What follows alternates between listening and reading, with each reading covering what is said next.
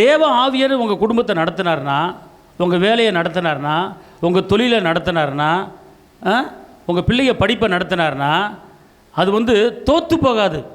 அது என்ன செய்யாது? தோற்று போகாது. மாறாக தேவ ஆவியில் நடத்தப்படணும். எந்த காரியமாக இருக்கட்டும், உங்கள் குடும்பத்தில் படிப்பு காரியம் தேவ ஆவியில் நடத்தப்படுகிறதா? கற்பத்தின் கனி தேவ ஆவியில் நடத்தப்படுகிறதா? திருமண காரியம் தேவ ஆவியில் நடத்தப்படுகிறதா? அவர் நடத்துகிறாரு, தேவ ஆவியில் நடத்துகிறாரு. நான் உன் குடும்பத்தை நடத்துகிறேன், நான் உன் பிள்ளையை பார்த்துக்கிறேன், உன் பிள்ளை எதிர்காலத்தை பார்த்துக்கிறேன், உன் தொழிலை பார்த்துக்கிறேன், உன் வேலையை பார்த்துக்கிறேன்.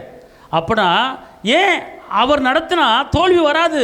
அப்போ ஏன் தோல்வி வருது, நஷ்டம் வருது, பிரச்சனை வருது, ஏன் போராட்டம் வருது? அப்போனா தேவ ஆவியர் உங்களை நடத்தினா நீங்கள் அற்புதமாக இருப்பீங்க, அதிசயமாக இருப்பீங்க.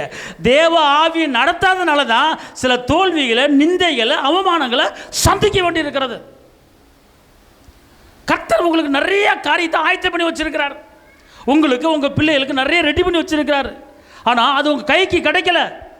அப்போனா கைக்கு கிடைக்கணும் அப்படின்னு கேட்டால் தேவ ஆவியர் உங்களை என்ன செய்யணும்? நடத்தணும்.